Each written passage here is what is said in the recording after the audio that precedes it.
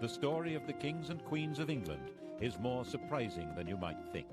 It's a fine drama, 1,000 years of tales of lust and betrayal, of heroism and cruelty, of mysteries, murders, tragedies, and triumphs. But there's more than that. For example, one of the most reliable chronicles describes how a king of England proposed adopting Islam as the national religion. This episode, the first of 6, includes that tale. It tells the story of the English crown from 1066 to 1216, from one French invader, William, to the next, Louis. Yes, Louis. Another surprise. A king of England who's pretty much disappeared from history. It's easier to say where the history of the English monarchy ends than where it begins.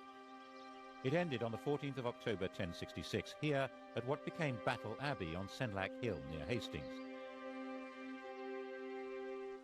We all know that this was where Harold was killed and replaced by William the Conqueror, and Harold was the last Englishman to be crowned king. From then on, the sovereign would always be from a foreign family, right down to Queen Elizabeth II. So a history of the kings and queens of England isn't like the history of kings and queens anywhere else in the world.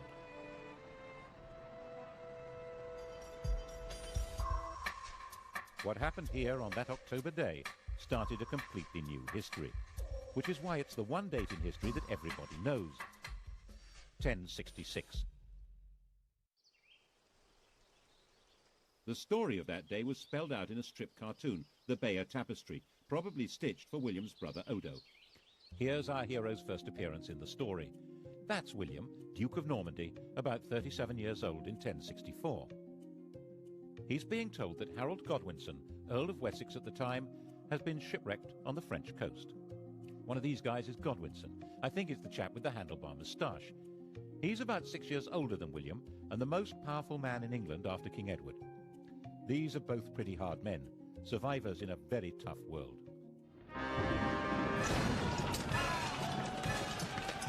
William spent his whole life fighting for survival and was good at it.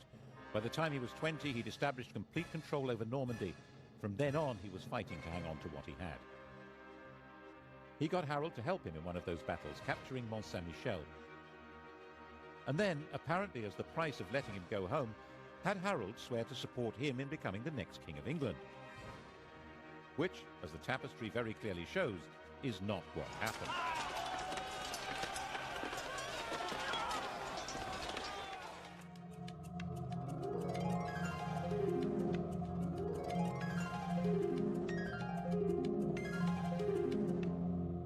When old King Edward died, Harold, as we all know, had himself crowned instead. Actually, to be a bit more precise, he had himself elected king. The crown of England in those days was not inherited, but awarded. In William's view, this had all gone very badly wrong, so he set about putting it right. The Norwegian ruler, Harald Hardrada, took a similar view. There was an old Norwegian claim to England, which he decided to revive by launching an invasion of his own. Their two fleets arrived within a few days of each other, one in the north of England, one in the south.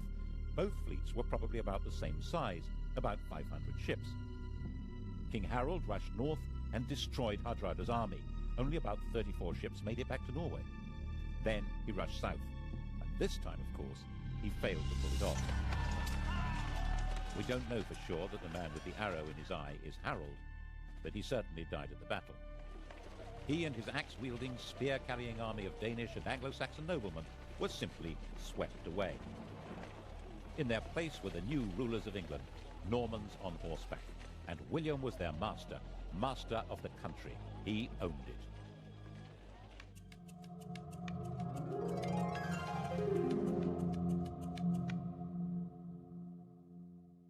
He was not an elected king. When he went to London to be crowned on Christmas Day, the population, thinking that was their duty now, tried to elect him. They acclaimed him with loud shouts. The Normans, not knowing what was going on, thought this was some kind of uprising. They rushed out of Westminster Abbey and burned London down.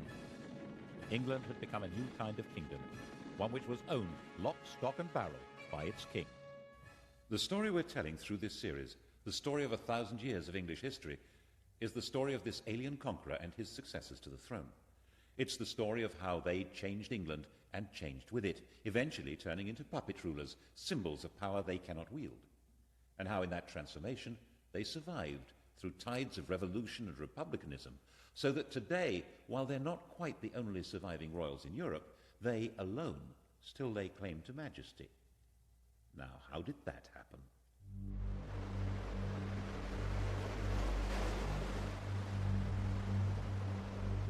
The story of William's reign is really the story of a warrior lord taking all power into his hands.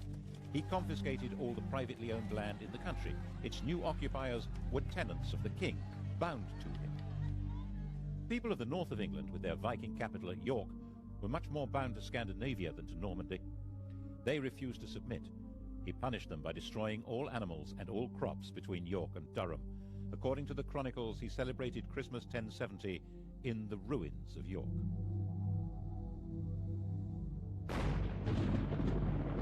The inhabitants were reduced to starvation, even cannibalism.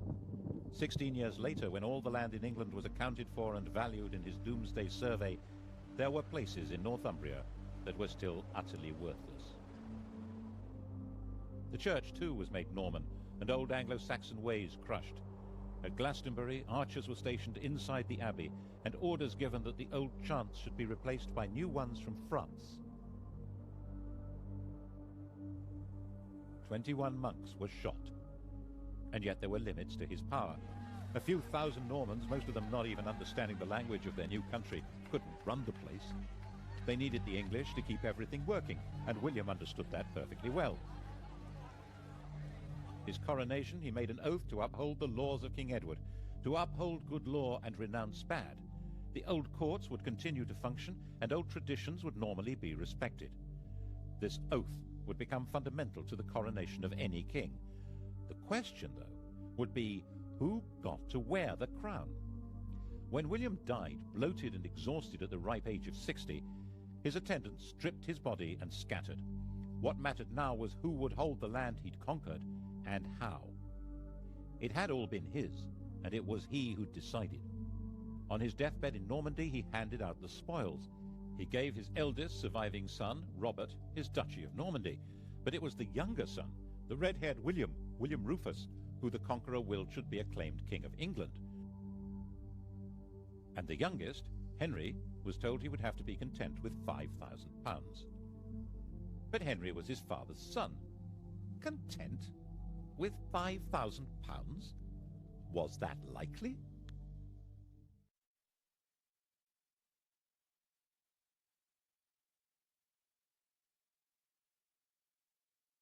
The key to the plotting that followed was that, of course, none of the brothers was content. Henry stirred the brew of resentment that made Robert try to take the kingdom of England from William, and William try to take the Duchy of Normandy from Robert. And Henry was always changing sides, weakening them both. Eventually, Robert, tiring of the whole struggle, decided it would be more satisfying to fight Saracens than his brothers, and went off on crusade. William was now secure and powerful, and Henry changed his policy. He was now William Rufus's very best friend. The Bishop of Lincoln later said that when Henry praised anyone, he was sure to be plotting that person's destruction. It does seem as though Henry concentrated on quietly stirring up discontent among churchmen and barons in England, which was not hard, as William Rufus needed their money and had little to offer in return, except to give to some what he'd taken from others. And besides, William Rufus wasn't their kind of chap. He didn't marry, he had no children, and as one chronicle puts it, all things that are loathsome to God and to earnest men were customary in this land in his time. And therefore he was loathsome to well nigh all his people, and abominable to God. Which is, of course, homophobic chronicle speak for being gay. On the 2nd of August, in the year 1100, both William and Henry were hunting separately in the New Forest. It was the last day of William Rufus's life. No one knows who fired the arrow that ended the reign of William Rufus. His companion Tyrrell immediately fled and disappeared abroad. William's body was abandoned where it lay, at a spot still marked by this stone. The next day, local peasants took it in a cart to Winchester. Henry had arrived before them. Winchester was where the royal treasure was kept. He demanded the treasury keys from the guards. They refused to hand them over, saying that Robert, his elder brother, was the rightful heir.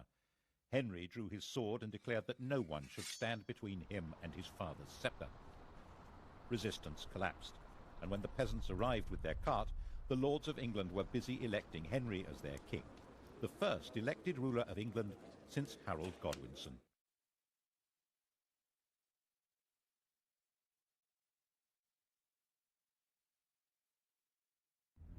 The Bishop of Winchester refused to give the corpse a Christian burial.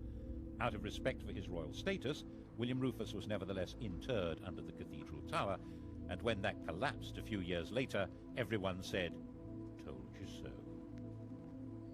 Henry's coronation at Westminster was an attempt to ensure his authority to rule. He was 32 years old. His father had won the country by force of arms, and his barons backed him for rich rewards. But why would anyone want a king now? Alongside his sanctification by the church, he issued a charter promising that he would not overtax the church or his tenants-in-chief, and that they must treat their tenants as he treated them. He claimed that the crown changed his nature. He was no longer an ordinary human being. As the anointed king, he held special, divinely granted powers. His touch was supposed to cure scrofula, swollen neck glands from tuberculosis. This magic power, which became known as touching for the king's evil, was practiced by English monarchs for the next 700 years as proof of their divine authority. He also quite smartly understood that it was a good idea to promote new people to positions of power. Those who were already great barons didn't need a king, but men on the make would support him. By the time Robert was able to mount a challenge to Henry, it stood no chance. He agreed to recognize Henry as King of England in exchange for a pension. Of course, it didn't last. Henry ended up invading Normandy in 1106 and imprisoning his brother for the rest of his life. This is his tomb in Gloucester Cathedral. The question of who was entitled to succeed to the crown was still, when you came down to it, a matter of brute force. But Henry's victory had a profound symbolic meaning, because it changed the status of the English crown. Under his father, England had been a property seized and owned by the Duke of Normandy. Now, Normandy was a property seized and owned by the King of England. Henry was a naturally cheery person. Just after his coronation, he married Edith, the daughter of an English woman and of the King of Scotland, and he encouraged the Normans he was promoting to marry English women. The great barons regarded this with contempt and referred to their king and queen as Godric and Godiva, a style statement which roughly translates as Sid and Gladys. As sturdy warriors, they also didn't appreciate the fact that he was literate in 3 languages. His other nickname, Henri Beauclerc, means Henry the Swat. But those great barons were having their power under Carta as Henry recruited his government officers and judges from the church. He supervised his kingdom by moving his court from one centre to another. It was a great travelling performance, like a circus, with no permanent home. He spent half his time in Normandy, but when he was away, the kingdom was run by a totally reliable civil servant, Roger, the Bishop of Salisbury, who was called the Justiciar.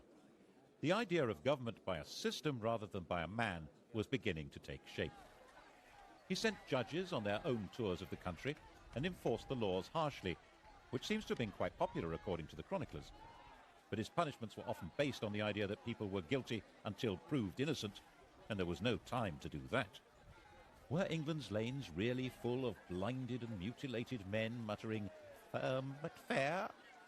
You'd think so from the sources we have. They liked a strong king. And he managed to keep the treasury well stocked with money, which meant he could buy loyalty when he needed to. The key to this was his system for checking his income. Twice a year, sheriffs and royal officials from all over England had to bring their money to be counted by being shunted around in piles on a checkered cloth like a chessboard. Checked. It was called the Exchequer. The system worked so well that the cabinet minister in charge of the nation's finances is still called the Chancellor of the Exchequer, and we still use paper chitties called cheques. By a combination of force and diplomacy, he controlled and to some extent colonized Wales. Relations with Scotland were fine. 3 of his wife's brothers became kings there. England was becoming a peaceful, stable and successful kingdom. Henry sent his young daughter Matilda to Germany to marry the Holy Roman Emperor, and in 1116 he held a great assembly at Salisbury where all the barons, nobles and bishops swore homage to his son William as his successor to the crown. In 1120, young William was a star. an enthusiastic warrior, a keen huntsman, and the heir apparent. He'd been in Normandy with his father fighting the King of France, and the whole party was returning to England. William and his pals were travelling in a brand new ship, the White Ship. They were the 12th century English jet set, the millionaire knightly lads who were heirs to most of England and Normandy. Once they got on the ship, there was a terrific party. Alcohol was taken, and how? Soon it became really rowdy, the hooray Henrys yelling at one another and throwing off a bunch of priests who'd come to bless the voyage. William's cousin, Stephen of Blois, had an upset stomach, and he felt he needed a bit of peace and quiet, so he decided to go ashore and take a later ship. By the time they got to sea, it was already dark and the other ships were way ahead. The wind was light. William decided to catch up with the king and ordered the chaps to start rowing. The master was as drunk as anyone else, so they began to speed into the dark, 50 oars pushing this state-of-the-art longboat at a terrific lick. That was when they sailed straight into a rock and smashed the ship open.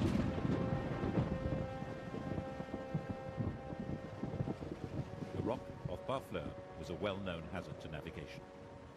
The cries of the drowning company were heard on shore and on the king's ship, but everyone thought the party was still in full swing.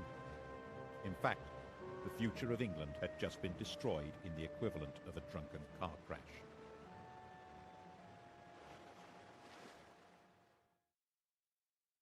It's said that Henry never smiled again. You can see why. 6 years after the fatal crash, not knowing what else to do, Henry obliged the barons, nobles and bishops of England to swear fealty to his daughter, Matilda, as his successor, just as he'd had them swear to his son. But there was, of course, a huge difference. No woman had ever ruled in her own right in either England or Normandy. Her husband, the Emperor, was dead, but for strategic reasons he had Matilda marry the son of the Count of Anjou. This was not a family with a power base in England. Henry's sleep was filled with nightmares of peasants and barons complaining that he'd failed them all. And then Henry went and died of a surfeit of lampreys. How does that happen? A lamprey is a parasitic fish that looks as if it belongs in a bush tucker trial. Henry loved them. His doctor had put him on a diet that involved not eating lampreys, and he got a fever and died after ignoring the advice. And the doctor said, as doctors do, "I warned him." By the time Henry died in 1135, it was all falling apart. He was 67 years old, and he'd gone a long way towards defining the job of a King of England. But the fundamental problem, who was entitled to that job, had still not been solved.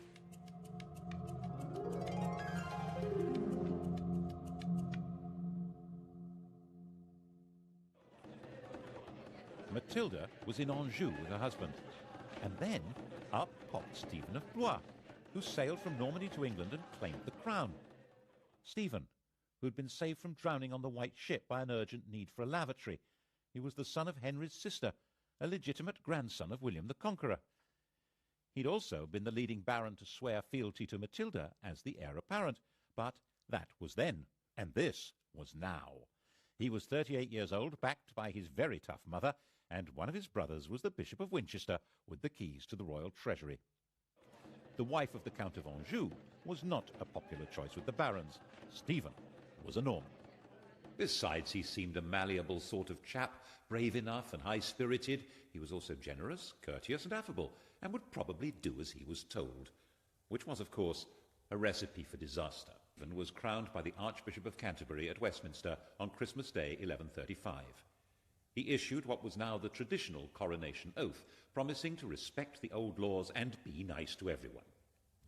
According to the Anglo-Saxon Chronicle, when they saw that the king was a good-natured and kindly man who inflicted no punishment, they committed all kinds of terrible crimes. All had done homage and sworn oaths of fealty, but none were kept. Meanwhile, Matilda was enraged and, of course, had her own supporters. England was moving rapidly to civil war. Stephen was insecure. He surrounded himself with people from near Blois, Flemings, which didn't go down well with the barons. He bought loyalty until he'd emptied the treasury, and then began confiscating property so that he could pay his supporters. By the time Matilda landed to claim her throne in 1141, Stephen was trying to put down rebellion after rebellion. He was a brave, even ferocious fighter, but his support melted away, and he was captured in a battle at Lincoln. Stephen was Matilda's prisoner. A church council declared that he was deposed by the manifest judgment of God and recognized Matilda as queen. Matilda proceeded to Westminster and was all set to be crowned. And then something went peculiarly wrong. Something that carries an extraordinarily clear message about the job of being the monarch of England. All Matilda's understanding of monarchy had been learned in Germany, where she'd been empress since she was 12 years old. She had been popular and successful there. After the emperor's death, when Henry I had brought her back to England, some German princes of the empire followed her to demand her back as their sovereign. But the sovereignty she had learned was absolute power. The emperor's will was law. The only possible higher law was the church. That was not how it worked in England. Even the conqueror had promised at his coronation to respect the laws of England. But Matilda flatly refused. She didn't need a coronation to be queen. In her view, she already was. She behaved imperiously, which might mean magnificently in German, but meant intolerably in English. And when the citizens of London petitioned her for a renewal of King Edward's laws, she not only refused to listen, but demanded a heavy tax from them. So they threw her out. Stephen was released from prison and resumed his battered kingship. In fact, he had a second coronation. Matilda roamed around the Midlands and the West Country fighting for a throne that she was entitled to, but could never have. In 1143, just before Christmas, Stephen finally had her trapped and starving in Oxford Castle. But unbelievably, Matilda and 3 knights got away. It had snowed, and that night, dressed entirely in white, they dropped over the walls to the frozen water below. They moved, silent and invisible in the fresh snow, right through Stephen's camp. It was another 5 years before Matilda gave up and returned to Normandy. She simply handed the torch to her son Henry, who came to England when he was 16 to carry on the struggle. And so the fighting went on, year after year, and the country was in effect without law and without government. As the Anglo-Saxon Chronicle said, Castles were filled with devils and evil men. Christ and all his saints were asleep. Stephen naturally intended his own son Eustace to succeed him, but in 1153 both Eustace and Stephen's wife fell ill and died. Stephen had had enough. At the end of the year, Stephen and Henry rode together into London. There the king proclaimed a new foundation for the kingdom. Henry was now his own adopted son and would be his successor as King of England. Although Stephen would remain king for life, Henry would take over the government immediately.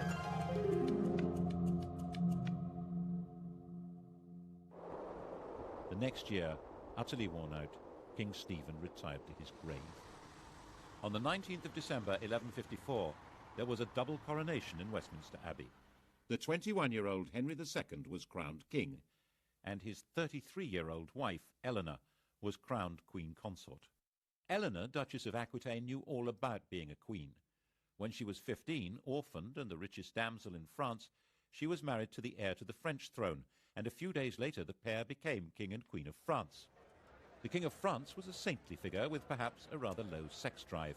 Eleanor came from a family of lordly troubadours, whose court was dedicated to interesting love affairs.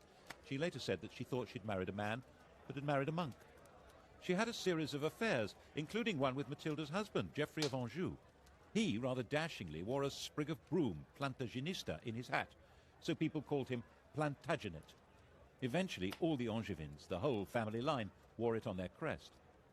She then had an affair with Geoffrey's son, the attractive young Henry, a bright, well-educated athlete with vitality, intelligence, freckles, and money. According to a contemporary chronicler, Henry's father had warned his son off her, saying that she'd been his lover, and she was the wife of Henry's overlord. Henry was Duke of Normandy. But Geoffrey died in 1151, and in 1152, Henry got Eleanor pregnant. Louis, who probably didn't know that detail, had their marriage annulled, and she married her toy boy. Of course, she did all she could to encourage his efforts to become King of England and make her a queen again. The coronation of 1154 must have been most satisfying for her. He didn't make his mother's mistake of claiming to be above the law. Instead, maintaining proper form, he issued a charter confirming all the liberties that were in force under his grandfather, Henry I. The combination of his lands and Eleanor's meant that this King of England ruled more than half of France, though as the vassal of the French king. It would have been too much for almost anyone. But Henry was a man of extraordinary restless energy, who travelled vigorously round his realms and would order his court to hit the road with no notice whatever. He got England up and running with astonishing speed. He had all newly built castles destroyed so that individual lords could not stand against him, and got the law functioning again. He organised government into ministries, with the Chancellor of the Exchequer playing the role we would now recognise as Prime Minister. The chap in question was the son of a London merchant. He was Henry's closest friend and colleague. They joked and drank together, and he lived as the greatest lord in the country, Thomas Becket. Between them, they reformed the currency, finance, government, and began the changes in the judicial system that would lead to the system of trial by jury. England was beginning to develop a commercial life. Towns were growing, the population was becoming better educated. The new system for running royal courts asked groups of local people, often peasants, to report and decide the facts of the case. The system that had worked for the conqueror, allowing the people to run their own country, was at the heart of Henry's way of getting everything up and running again. Perhaps that was why he needed a Londoner at the heart of his government. The next stage in his reforms was to reduce the power of the church, which had become the only functioning judicial institution during the chaos of Stephen's wars. Anyone accused of a crime who could read a line of Latin was deemed to be a churchman. That made them immune from the royal court. They could only be judged and punished by the church. Of course, the church wouldn't agree to give up its privileges, so when the Archbishop of Canterbury died in 1162, it seemed a smart idea to install Thomas as the new archbishop. Then he would deliver the church to Henry. Actually, it seemed a pretty terrible idea to Matilda, who warned Henry not to do it. What did his mother know? Look what a mess she'd made of things. Eleanor was also against it, and she hadn't made a mess of anything. She'd been a very competent regent when Henry had been abroad, and must have seen what Henry had not seen, that Thomas Becket's driving force was not loyalty to Henry. Oh, surely not. She was just jealous that Henry spent more time with Thomas than with her. Henry was sure it was a really good idea. Of course, it was a really bad idea. Why did Becket become fanatically committed to the church as soon as he got the job? Why did he wear Hessian underwear with lice and lash his body? Why did he oppose the king's plans more fiercely than any other bishop? He ended up excommunicating the bishops of London and Salisbury and sacking the Archbishop of York for not opposing the king. He'd already acquired all the earthly power and wealth possible. Now he had a bigger ambition. He was arguing that the church must rule everyone, including the king. This was especially dangerous as Becket was hugely popular. Henry was given to rages, and the situation was bound to enrage him. Who will rid me of this turbulent priest? On the 29th of December 1170, 4 of Henry's loyal knights did just that. Slicing off the top of his head at the altar of his cathedral, in the words of an eyewitness, the red of the blood mixed with the white of the brains, like white of the lily and the red of the rose. This was shocking. Henry had to distance himself from Becket's murder and win the hearts and minds of his subjects.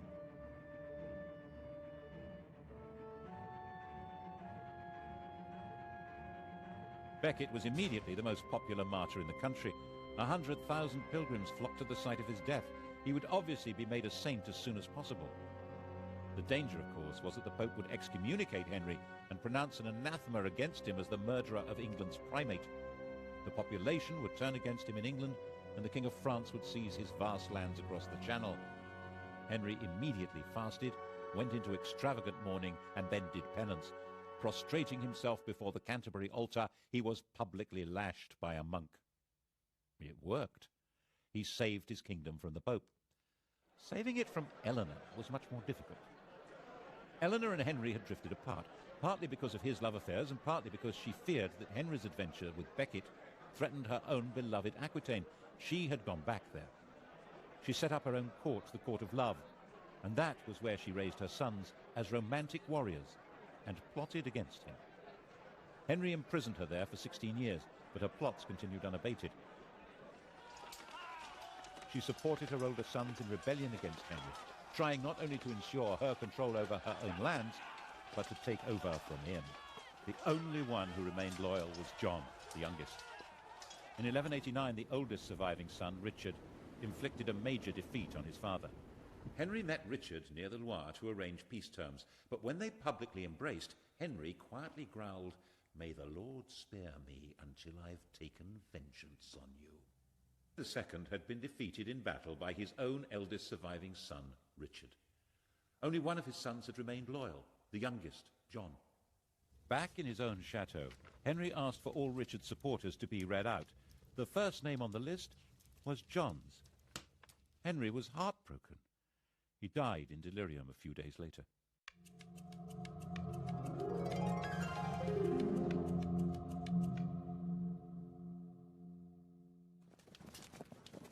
Eleanor's imprisonment was over. Henry had recognized Richard as his heir, and Richard intended Eleanor to rule England. He had more important things to do. Crusade.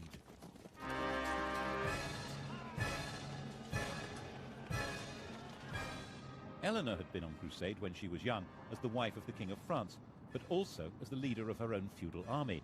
And now the Saracens had reconquered Jerusalem. Richard the Romantic, Richard the Lionheart, was a totally fearless warrior whose whole upbringing had been based on Eleanor's idea of chivalry. Poet and swordsman, Christian knight and tournament hero, a handsome and dashing leader of armies, Richard tried to live out the fantasy life of one of the heroes of Arthurian literature from the stories told and sung in the court of love. He came to London for his coronation, but only so that he could collect the funds to pay for his great crusade to recover Jerusalem from Saladin. He went off on his crusade, declaring that he would sell London if he could find a buyer. The crusade itself, the Third Crusade, was a sequence of great heroic and daring actions that completely failed to conquer Jerusalem, associated with bursts of extreme brutality. Saladin quite rightly pointed out that while Richard might be able to get an army into the city, if he wanted to hold on to it, he would have to spend the rest of his life there. The two men never met, but they fascinated and respected each other. When Richard was ill, Saladin sent his doctor. The final truce ensured that Christian pilgrims would be free to visit the Holy City. But that had actually been Saladin's policy before the crusade even began. Richard typically decided to make the journey home in 1192 into an adventure, travelling alone and in disguise. That was how he got captured and ended up imprisoned by Duke Leopold of Austria, a man he'd repeatedly insulted during the crusade. The King of England had been found in an inn in Vienna, unconvincingly disguised as a kitchen knave. The ransom Leopold demanded was £100,000, about 8 years' income to the exchequer. Richard's recklessness was crippling for the kingdom and eventually fatal for him. As a storybook hero, he always seems to have expected a happy ending and would sometimes even forget to put on armour. That was how he got killed in the end, taking a stupid chance at an unimportant siege in 1199. A crossbow bolt wound became infected. While he was dying, the man who'd loosed the shot was captured and delivered to him, and Richard carried on behaving as though he was in a storybook, making a great gesture of releasing the man and giving him money. Richard had no heir. He named his brother, the 32-year-old John, as his successor. Richard, aged 41, died in his mother's arms, England's hero king, who detested the country and had spent 6 months of his reign there. And the man who'd killed him was rearrested and flayed alive.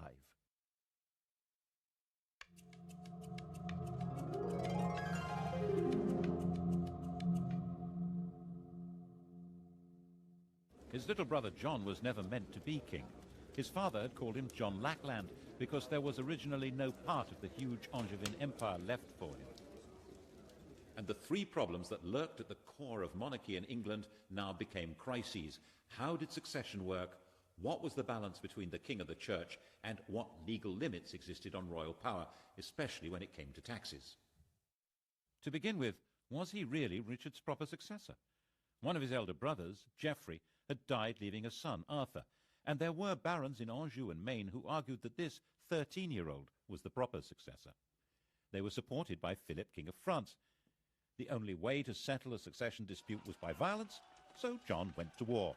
His men captured the boy, and he was never seen again. It was generally believed that John drowned him, which was the wrong way to solve the problem. It guaranteed that Arthur would not be king, but it left a very nasty smell.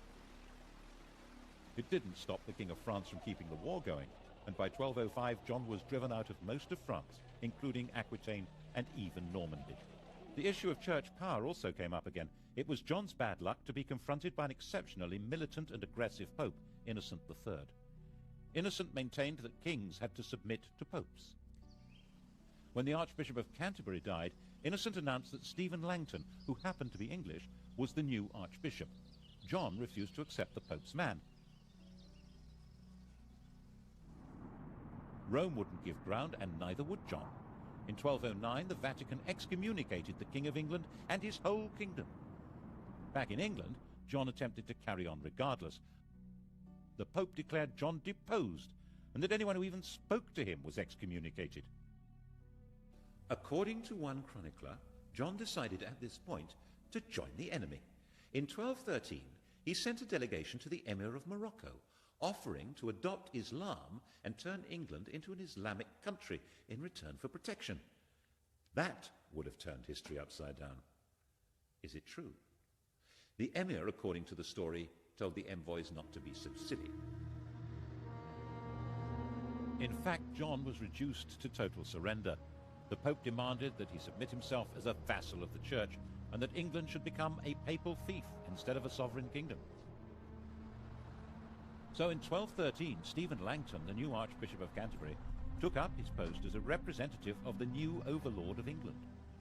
In that capacity, he decided to sort out the third issue, the limits of the king's power over his subjects.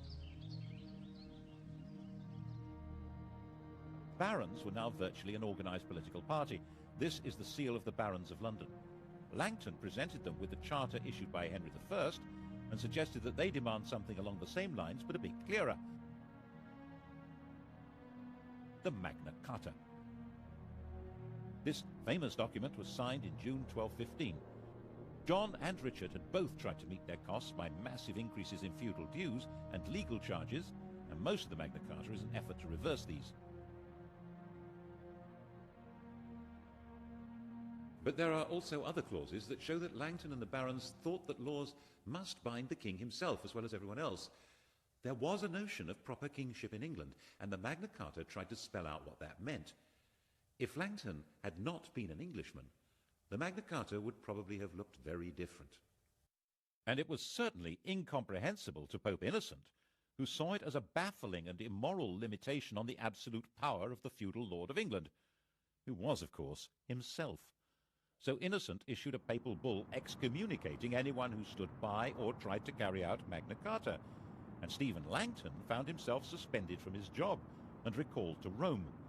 And John marched through England at the head of an army composed largely of foreign troops, crushing the barons and destroying their property. And that's why the barons went to France and got a new king of their own, Louis, the son of the King of France.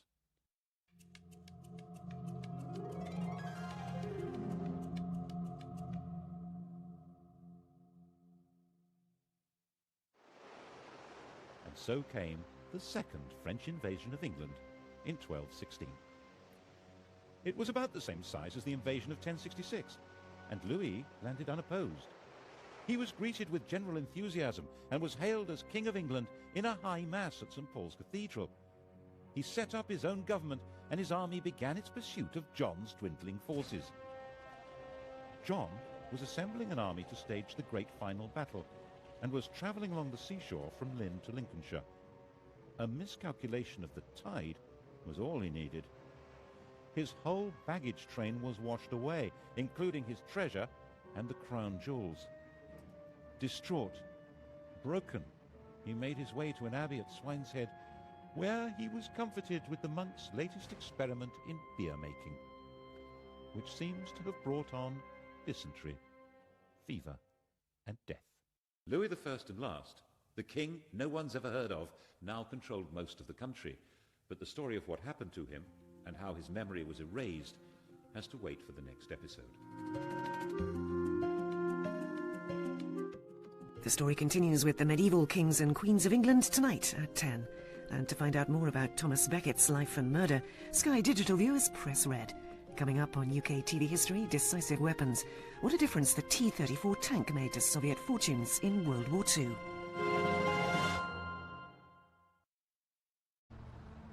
So in 1213, Stephen Langton, the new Archbishop of Canterbury, took up his post as a representative of the new overlord of England.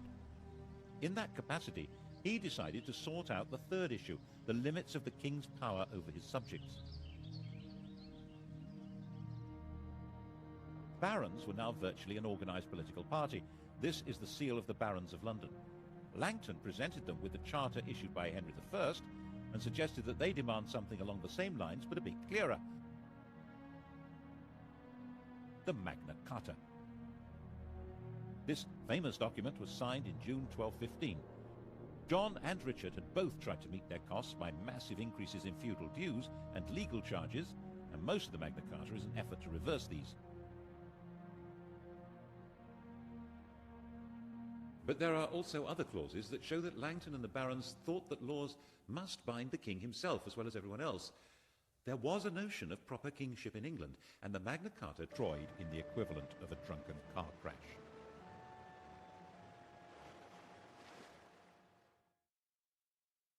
It's said that Henry never smiled again. You can see why.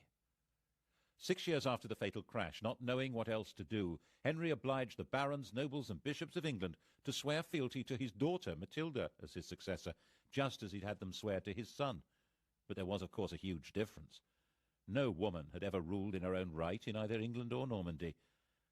Her husband, the Emperor, was dead, but for strategic reasons he had Matilda marry the son of the Count of Anjou.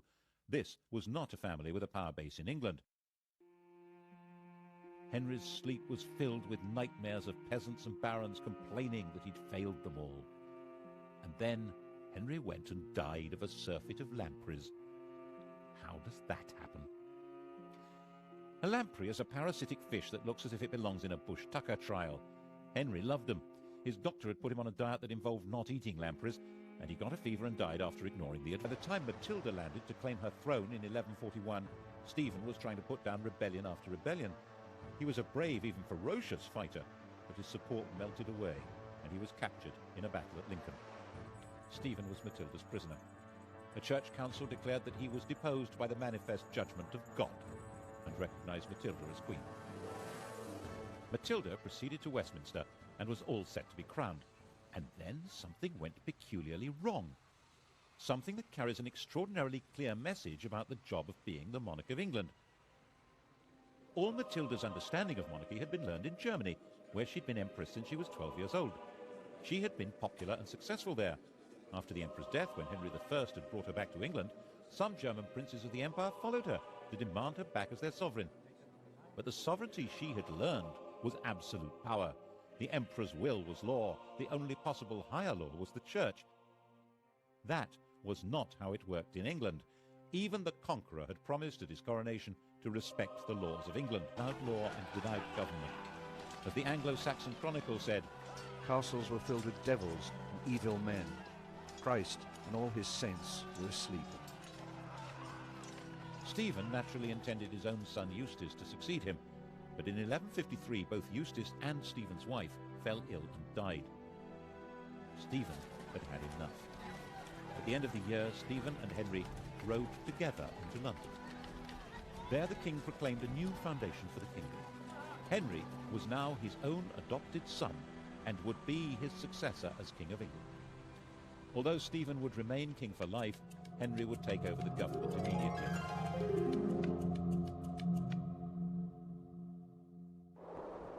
The next year, utterly worn out, King Stephen retired to his grave. On the 19th of December 1154, there was a double coronation in Westminster Abbey. The 21-year-old Henry II was crowned king, and his 33-year-old wife, Eleanor, was crowned queen consort. Eleanor, Duchess of Aquitaine, knew all about being a queen. When she was 15, orphaned and the richest damsel in France, she was married to the heir to the French throne, and a few days later the pair became King and Queen of France. The King of France was a saintly figure with perhaps a rather low sex drive. Eleanor came from a family of lordly troubadours, whose court was dedicated to interesting love affairs. She later said that she thought she'd married a man, but had married a monk. She had a series of affairs, including one with Matilda's husband, Geoffrey of Anjou. He, rather dashingly, wore a sprig of broom, Plantagenista, in his hat, so people called him Plantagenet. Eventually, all the Angevins, the whole family line, wore it on their crest. She then had an affair with Geoffrey's son, the attractive young Henry, a bright, well-educated athlete with vitality, intelligence, freckles, and money. According to a contemporary chronicler, Henry's father had warned his son off her, saying that she'd been his lover, and she was the wife of Henry's overlord. Henry was Duke of Normandy. But Geoffrey died in 1151, and in 1152, Henry got Eleanor pregnant. Louis, who probably didn't know that detail, had their marriage annulled, and she married her toy boy. Of course, she did all she could to encourage his efforts to become King of England and make her a queen again. The coronation of 1154 must have been most satisfying for her. He didn't make his mother's mistake of claiming to be above the law. Instead, maintaining proper form, he issued a charter confirming all the liberties that were in force under his grandfather, Henry I. The combination of his lands and Eleanor's meant that this King of England ruled more than half of France, though as the vassal of the French king. It would have been too much for almost anyone. But Henry was a man of extraordinary restless energy, who travelled vigorously round his realms and would order his court to hit the road with no notice whatever. He got England up and running with astonishing speed. He had all newly built castles destroyed so that individual lords could not stand against him, and got the law functioning again. He organised government